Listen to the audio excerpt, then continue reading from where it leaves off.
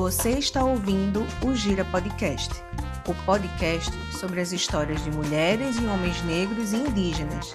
Nessa temporada, contamos com o financiamento da Fundação de Amparo à Ciência e Tecnologia do Estado de Pernambuco, FACEP. Gira Podcast, onde o saber circula. Era inverno e vinha o galope de um povo que nunca se rendeu. Andrés cruzava os risos, os mapas, com o grito de quem já sofreu.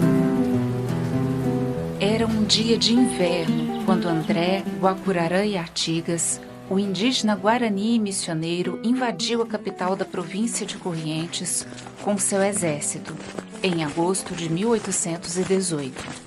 Adelante, muchachos, por la patria y el mando de Andresito.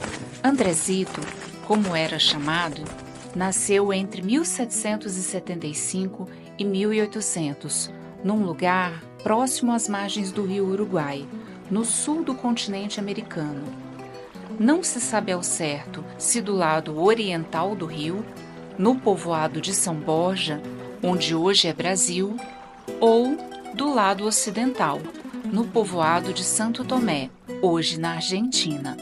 Naquela época, as fronteiras territoriais estavam mal definidas. O início da vida de Andresito é marcado pela longa história do território das Missões, uma região fronteiriça que ainda hoje divide o Brasil, a Argentina, Uruguai e Paraguai. Essa região foi o destino de missionários jesuítas que buscaram catequizar as populações indígenas séculos atrás.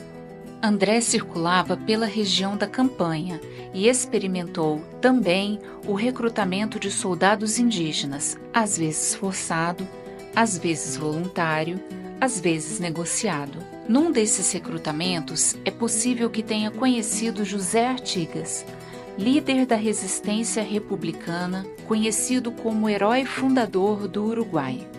A parte mais transparente da vida de André é a conturbada década de 1810, em que desempenhou um papel importante nos conflitos posteriores à Revolução de Maio daquele mesmo ano, quando as Províncias Unidas do Prata proclamaram sua independência da Espanha.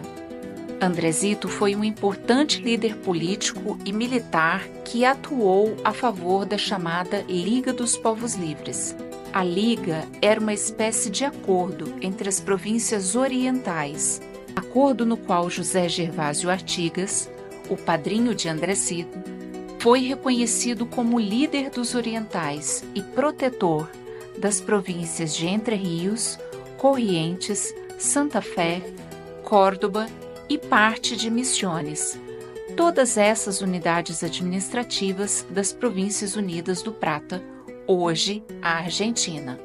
A Liga propunha um sistema alternativo de governo, que não era o mesmo que vinha de Buenos Aires, tampouco o que emanava da corte portuguesa no Rio de Janeiro, ou ainda o que vinha de Montevidéu.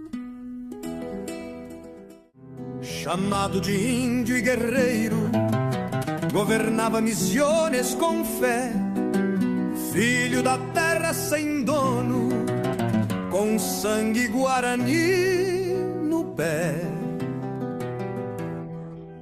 Naqueles dias de inverno de 1818, o governo de Corrientes atendeu a um pedido de reforços de André, que combatia as forças dos exércitos paraguaios e portugueses. Na capital de Corrientes, a liderança guarani tinha aliados e inimigos. Um deles, chamado Vedóia, não se permitiu sujeitar ao comando de um general indígena.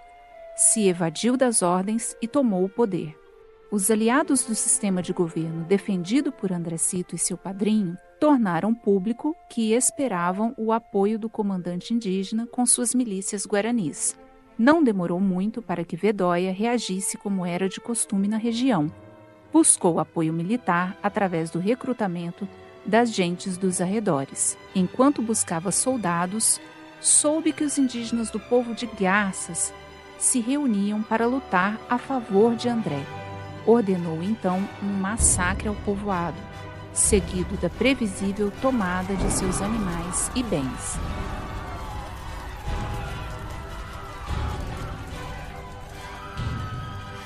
Após o massacre, soube que André se aproximava da capital correntina, enviando assim tropas para derrotá-lo. Mas aconteceu justo o contrário. As forças de Bedóia foram vencidas pelo exército indígena.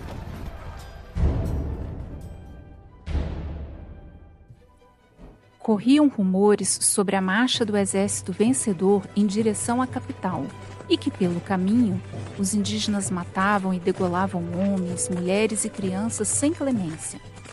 Rumores, tal como tinha de fato acontecido no povo de Garças. Bedóia fugiu da cidade. O cabildo, uma espécie de câmara de vereadores da cidade, enviou uma comissão para tratar com André, suplicando que ele não descarregasse sua suposta ira contra os inocentes. Contestando, ele respondeu ao cabildo: "Ya es tarde. La Diputación del Gobierno de Corrientes." Ao som de hinos religiosos, palmas e rufar de tambores, na tarde de 21 de agosto de 1818, o líder indígena chegou a Corrientes, acompanhado de um esquadrão de cavalaria, um batalhão de infantaria e cerca de 200 crianças indígenas que, armadas como os demais soldados, fechavam a retaguarda das tropas.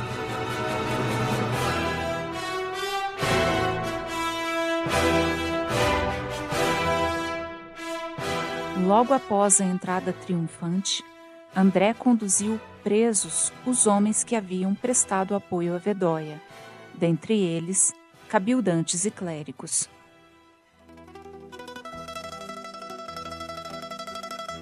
Nos dias que se seguiram, o líder indígena continuou a exercer sua autoridade de maneira implacável, exigindo ser respeitado pela função que exercia, agindo com pouca tolerância com posturas de desacato.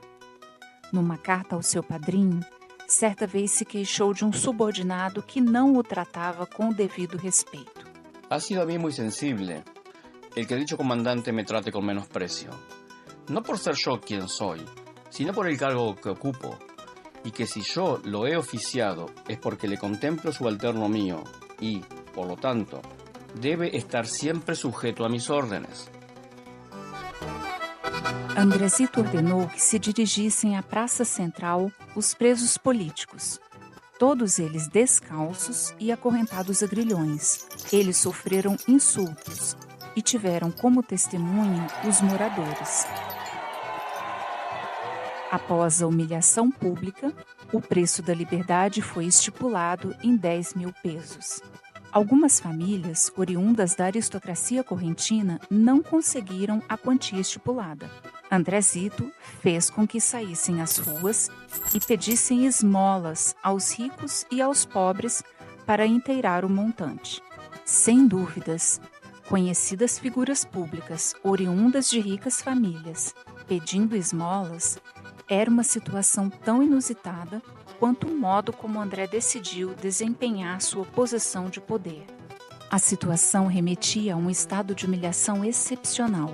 As filhas de um comerciante inglês que moravam em Corrientes e acompanharam a cena dramática, disseram o seguinte: apesar da compaixão que provocavam os trabalhadores forçados, a ocorrência do índio inspirava riso também. O comandante Guarani também dava festas. Certa vez convocou um baile em que as esposas e filhas brancas daqueles presos políticos foram obrigadas a dançar com os índios e os negros de seu exército. Hoy bailamos como iguales, aunque ayer éramos su escoria. Es la voluntad del comandante.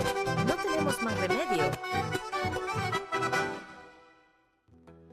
Embora a maioria de suas tropas fossem indígenas, também eram compostas por um destacamento de granadeiros negros, entre os quais alguns foram libertados por André em seu caminho rumo a Corrientes. e outros durante a sua estadia na capital. De acordo com um comerciante espanhol que foi testemunha ocular da chegada do exército à cidade, alguns escravizados se achavam na maior petulância, altivez e soberba, e delatavam seus senhores porque seus vícios se viam apadrinhados e protegidos pelo chefe guarani.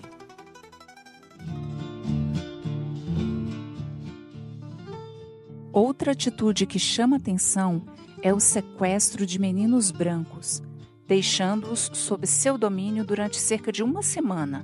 Estas e outras práticas de André refletiam a complexidade que era ser um indígena militar e letrado, mantendo-se respeitado em um cargo de alto comando militar e administrativo. Afinal, André era governador da província de Misiones, pelo sistema da Liga dos Povos Livres. Isto era um feito absolutamente inédito na história da América Latina. De acordo com Karina Mello, que neste caso é quem narra o episódio, as ações do indígena não se reduziam exclusivamente a sentimentos de vingança, tidos como típicos de setores sociais acostumados a viver injustiças, e nem buscavam simplesmente gerar sentimentos de arrependimento entre os correntinos. Os episódios traziam à tona um conjunto de experiências capazes de provocar algo mais complexo do que meras inversões de papéis. Podemos ver na trajetória ímpar de André o reflexo das repetidas experiências de milhares de indígenas envolvidos em situações de conflito, recrutamentos forçados, parentes mortos, filhos escravizados e apartados de seus pais, moradias e bens roubados, terras usurpadas. Ainda assim, suas mobilizações políticas modificaram os rumos e os contornos das revoluções, demonstrando habilidosas capacidades, não apenas de agir conscientemente, mas de exercer poder, mesmo em situações precárias, onde suas posições sociais foram continuamente deslocadas. André permaneceu na cidade por mais algum tempo, garantindo a segurança do governador aliado, que foi reposto ao cargo no dia 22 de setembro de 1818. Ao final daquele ano, José Artigas solicitou o retorno de seu afilhado, Andrecito, à província de Misiones. Em 1819, André enfrentou novamente as forças portuguesas e, em sua última campanha, foi capturado e levado preso ao Rio de Janeiro. Foi libertado 1 ano e 4 meses depois. Como sabia ler e escrever em espanhol, encaminhou ao rei de Portugal uma solicitação de auxílio para voltar para casa, dizendo que precisava voltar ao seu país natal e estar entre os seus. Até o momento, este é um dos últimos documentos encontrados de sua autoria. Acreditamos que as histórias vividas por Andrezito e os seus demonstram que os esforços e os legados das experiências dos indígenas guaranis na época das revoluções deixaram marcas profundas na repartição dos espaços e na história social da região platina.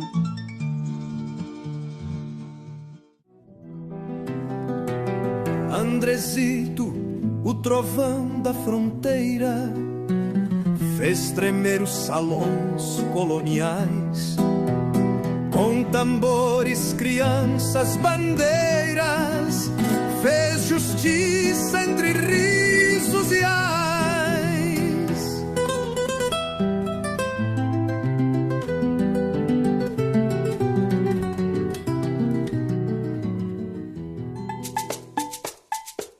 Quer saber mais sobre os nossos personagens?